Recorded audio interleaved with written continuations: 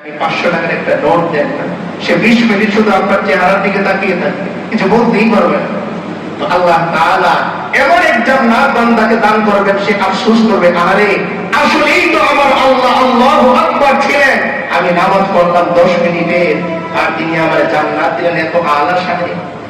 বান্দা সেদিন আসলেই অবাক হয়ে যাবে, আর কাফেররা কেবল আফসোস করবে, কাফেররা কেবল আফসোস করবে। এরপরে আল্লাহ বলতেছেন ফিহা আইনুন জারিয়া, সেখানে চলমান নদী থাকবে, যে নদী দিয়ে জান্নাতি পানি প্রবাহিত হবে। না বাড়ির সামনে একটা লেক থাকলে, মনে করেন আপনার সুন্দর একটা নিস্তব্ধ নিঝুম জায়গায় একটা বাসা, এই বাসার সামনে দিয়ে আবার একটা পরিষ্কার পানির লেক গেছে, দৃশ্যটাই কেমন না? আল্লাহ বলতেছেন বান্দা দুনিয়ায় টাকা নাই, অসুবিধা নাই, অপেক্ষা করো, এই 60 বছর 65 বছর জিন্দেগির পরে আমি আল্লাহ তোমাকে এমন জান্নাত দান করব, যেই জান্নাতের সামনে জান্নাতি লেক থাকবে। কি থাকবে? জান্নাতি লেক থাকবে। নহর একটা না, আমরা আগে আলোচনা করেছি, সময় বেশি নেই, দুই দিকে যেতাম। 4 ধরনের নহর না, দুধের নহর, এরপরে পবিত্র শরাবের নহর, মধুর নহর, আবার জান্নাতি পরিষ্কার পরিচ্ছন্ন পানির নহর। যখন যেটা মন যাবে শুধু তাকাবে, অটোমেটিক তার মুখের মধ্যে সেই পানি চলে আসবে। এরপরে আল্লাহ তাআলা বলতেছেন ফিহা সুরুরুম মারফুআ। আল্লাহ বলেন দুনিয়ায় অনেক সময় অনেক বড় লোকের বাসায় যাওয়ার পর উঁচা উঁচা সোফা আর দামি দামি সোফা দেখে তোমার মনের মধ্যে আফসোস হয়, আরে যদি আমার একটা সোফা আমার বাসায় থাকতো। আল্লাহ বলতেছেন বান্দা দুনিয়ায় তোমার সোফা নেই, আফসোস নাই, একটু অপেক্ষা করো, এই সামান্য জিন্দেগির পরে আমি আল্লাহ জান্নাতে তোমারে ফিহা সুরুরুম মারফুআ, এমন উঁচা উঁচা গদি সোফা আমি আল্লাহ তোমাকে দান করে দিব। ফিহা সুরুরুম মারফুআ, আল্লাহ বলতেছেন এমন উঁচা, বসবে তো আর উঠতে মনে চাইবে না, বসবে আর উঠতে মনে চাইবে না। ফিহা সুরুরুম মারফুআ। এরপরে আল্লাহ বলেন ওয়া আকওয়াবুম মাওদুআ। আল্লাহ বলেন ও বান্দা তোমার স্ত্রীর কাছে পানি চাইতে হয়, আপনার একটু পানি পিপাসা এসে কি করতে হয়? চাইতে হয় যে আমার এক গ্লাস পানি দাও।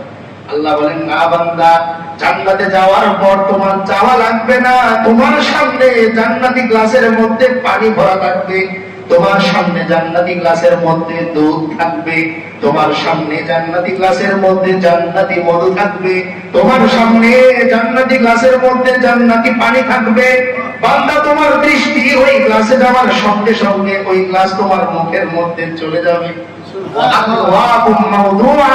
আল্লাহ বলতেছেন বান্দা তুমি যে জান্নাতে আসবে, ওই জান্নাত সাজানোর জন্য ফেরেশতা নিয়োগ করা হয়ে গেছে, প্রতিদিন নতুন করে সাজাচ্ছে।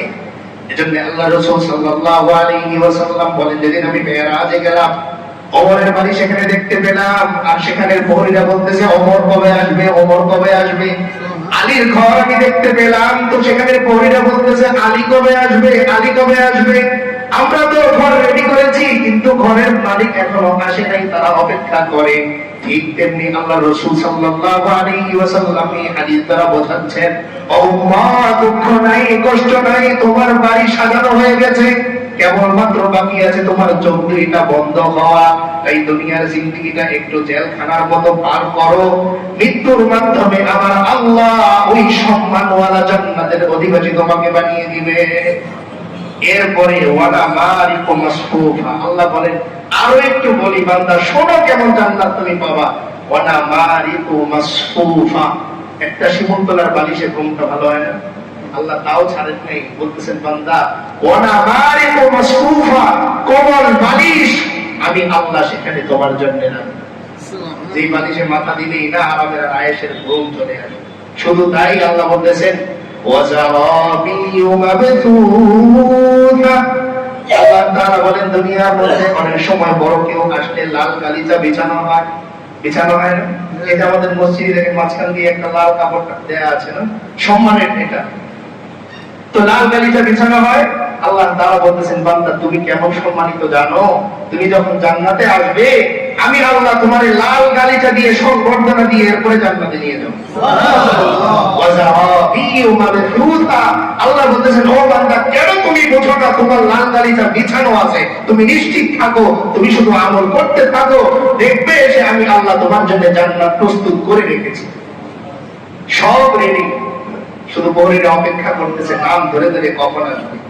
এজন্য এই যে আমি শুকরিয়া আদায় করতে পারাটা বোঝায় যে আমার আল্লাহ আমাকে জান্নাতি হিসেবে তৈরি করেছেন, তার মানে আমার ঘর রেডি। এজন্য আমারও মাঝে মাঝে মনে পড়ে, ঘরের কথা যখনই মনে হয় তখনই নেক আমলের কথা আসে, আর শয়তান যখন জান্নাতের কথা ভুলিয়ে দেয় তখনই গুনাহের কথা মনে আসে। এজন্য যদি কখনো এরকম হয় যে আপনি বসে আছেন আর মনের মধ্যে আসতেছে 2 রাকাত নামাজ পড়ে ফেলি, তো বুঝবেন আপনার প্রহরীরা আপনার নাম স্মরণ করতেছে। এজন্য আপনার মনের মধ্যে কি আসে? একটু নেক আমল করার কথা আসে। এজন্য আল্লাহ তাআলা যে বললেন নেক আমল করা, কি বললেন? নেক আমল করা, সৎ আমল করা। এই নেক আমলের মূল ধারা কাদের থেকে আমরা শিখি? মূল আল্লাহ রাসূল সাল্লাল্লাহু আলাইহি ওয়াসাল্লাম উম্মতকে কোনটা ভালো কোনটা মন্দ কোরআনের মাধ্যমে স্পষ্ট করেছেন, আর এরপরে দায়িত্ব দিয়েছেন কাদেরকে? উলামায়ে কেরামকে। কাদেরকে? উলামায়ে কেরামকে। ইন্নামাল উলামা ওয়ারাসাতুল আম্বিয়া ওয়া ইন্নাল আম্বিয়া লাম ইওয়ারিসু দিনারা ওয়ালা দিরহামা ইন্নামা ওয়ারাসুল ইলমা। আল্লাহ রাসূল সাল্লাল্লাহু আলাইহি ওয়াসাল্লাম বলে যাচ্ছেন অচিরেই ফিতনা হবে, ঝামেলা হবে, ভাগাভাগি হবে, দলাদলি হবে, কিন্তু তুমি কোথায় থাকবে? তুমি থাকবে আমার প্রকৃত ওয়ারিস আলেম যারা, তাদের সাথে। কারণ তারাই তোমাকে পথ দেখিয়ে দিবে কোনটা হক আর কোনটা না হক। তারা তোমাকে দেখিয়ে দিবে কোনটা সঠিক কোনটা বেঠিক। এখন কেউ যদি নবীদের ব্যাপারে এই কথা বলে যে নবীরা ভুল করেছেন, তাহলে তার ঈমান থাকবে? যদি এই কথা কেউ বলে নবীরা ভুল করেছেন, আমার বাবা ভুল করেছেন, মানে তো আমার অস্তিত্বই ভুল, আমি ভুল মানুষের সন্তান। কেউ যদি নিজের নবীর ব্যাপারে কিংবা অন্য কোন আম্বিয়া আলাইহিস সালামের ব্যাপারে এই কথা বলে যে অমুক নবী কাজ করতেন যে এই ভুল করেছেন, এই শব্দ বলাটাই ভুল, এটা অন্যায়, এর দ্বারা তার ঈমান চলে যাবে। এজন্য কেউ যদি এই কথা বলে তার সাথেও থাকা যাবে না, তার সাথেও কি থাকা যাবে না। একমাত্র হক্কানি উলামায়ে কেরাম যারা নবীদের শান মান বোঝেন, যারা ইলমে ওয়াহির শান মান বোঝেন, তাদের সাথে কি করতে হবে? আমাদের থাকতে হবে। আর নয়তো আমি তো বুঝি না, আমি পিছনে চলে যাবো, পিছনে খেয়ে যাবো। এজন্য আল্লাহ রাসূল সাল্লাল্লাহু আলাইহি ওয়াসাল্লাম ইমাম যিনি হবেন, নামাজ যিনি পড়াবেন, তার ব্যাপারে বলে গেছেন আল ইমামু ওয়ামিনুন, ইমাম সাহেব জিম্মাদার, তার নামাজের উপরে পুরো মুসল্লিদের নামাজ নির্ভর করে। তিনি যদি হোঁচট খান তো পুরো মসজিদ হোঁচট খান। এই জন্য আমি কাকে আমির মানবো, কাকে মূল মানবো, কার নেতৃত্বে আমি চলবো, কাকে আমার আদর্শ মানবো, এই ক্ষেত্রে আমার ঠিক করতে হবে কি?